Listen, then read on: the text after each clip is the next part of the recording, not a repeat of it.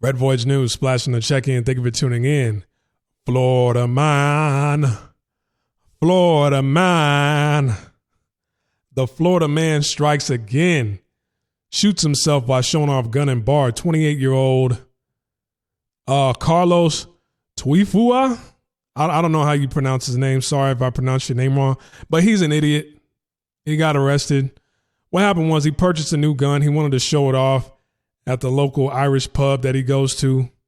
What happened was, I guess he was swinging it, and then he was trying to put it in some imaginary holster that he didn't have on his side, and he accidentally shot himself in the torso. He drove himself to the hospital before the cops showed up to the scene, and they're contemplating on whether they should file charges or not. Now, the bar manager, he said, I don't know if he was pretending to be a badass or something, but from what I can tell, it was completely by accident. All right. First of all, we need to know if he has a permit to carry or not, because if he doesn't, you better file charges. If he does have a permit, then, charges may get filed.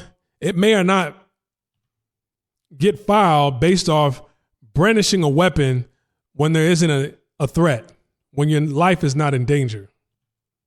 You're at a pub, more than likely you are under the influence, and you are handling and brandishing a firearm in a public place where there are other patrons there at the bar. So that gun could have went off and hit anybody.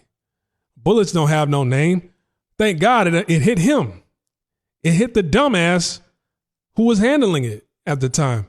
Thank God it didn't hit somebody. Thank God it didn't go out the window and hit a driver that was passing by on that road right there. So they might drop the charge and say, he shot himself. He learned his lesson. He has to pay that hospital bill. He learned his lesson. Or they might just say, nah, we're going to have to sit you down and we're going to have to put you on probation. Because, who knows if he was driving under, over the legal alcohol limit. You're operating a motor vehicle under the influence. I don't know if the hospital that he went to took blood samples, or took a breathalyzer test on him. They may or may not have that information. Maybe they weren't really worried about it. They were just like, hey, we need to get him, stitch him up, get the bullet out, stitch him up, stop the bleeding. I don't know. All right. But, anything could have happened. As a matter of fact, this reminds me of a story. All right. When I was a teenager, I used to work at this grocery store, right? And there was a fool. He worked in the meat department. Black dude, right? The majority of people that worked at this grocery store were blacks and Mexicans. All right. So there was this black dude, and I don't know if you ever worked in a grocery business, but every grocery store, they always have one or two people who they make it sound like they don't really need the job where they're at, but they just continue working there. They're making all this money outside of work, but they just show up to get an extra check, which is bullshit. They act like, the name rings bells in the city. When they go to the club, they're in the front of the line. The bouncer just lets them in VIP. They know every club and bar owner in the city. All the girls want them. They just making money hand over fist, but they just need that little check from the grocery store because they just love money, right? You always got somebody who's living that fairy tale lifestyle working at a grocery store, and he was one of them. All right.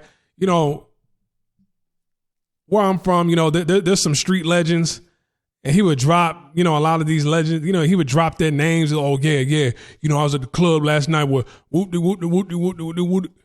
Yeah, man, we was in the house last night. I'm like, they don't even know you. They don't even know. Like it's they got all the connections. They know everybody, but they still at that grocery store. And one day, this fool, while we was on break, we went outside and he was handling his pistol. Okay. He was handling his pistol and he wanted to show everybody how fast he could draw his gun and, you know, basically draw his gun, take out the magazine, take the magazine out of his pistol, and then put in a new magazine, cock it back, and fire off on somebody. I don't know why this came up. He just wanted to show how fast he was. And he wasn't. All right? This dude, like, he popped the, so he took the magazine, he dropped the magazine. You just press a button and it falls out of the firearm. The magazine falls out of the firearm. He pops in a new magazine. He drops it, right? Or he tries to, it drops. Then he's like, oh, let me start again. So he did it all over again. He put the magazine in. And I guess he was just so, focused on going so fast that when he put the magazine in, he cocked it back and he shot it when he didn't mean to. And he shot at somebody's truck. And thank God nobody was in the vehicle. This happened at night. So nobody was really in the parking lot at that time. Shot at somebody's truck and police officers showed up. Store manager showed up and he got fired. I think charges were pressed. I haven't seen him ever since. Well, I mean, this was years and years ago, when I was a teenager. But I worked there a couple months after. I didn't see him again. And I was like, hey,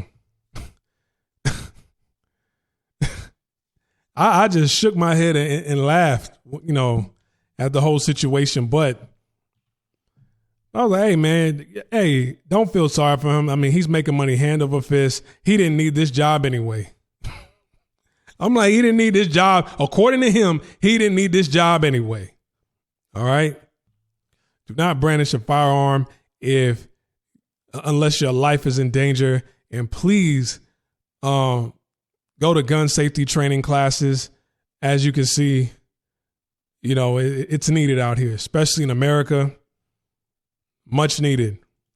All right. If you like the content that I'm posting up on my YouTube channel and you would like to donate, then you could click the link in the description box below to the buymeacoffee.com page.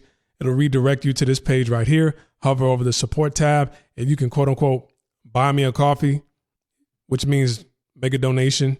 The minimum amount you could donate is $5.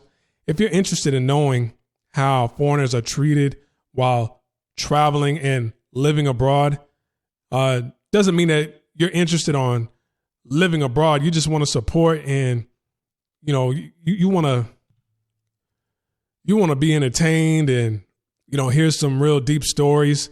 Because I'm talking about things that happen overseas, especially in Asia, that foreigners are not talking about on YouTube. Then you can become a member, $8 a month. All right. I got 9 videos posted up. I'm about to post one more right now because I got to give an update on what's going on in China. And so please donate, support the channel, and I'll catch you on the next video. Peace.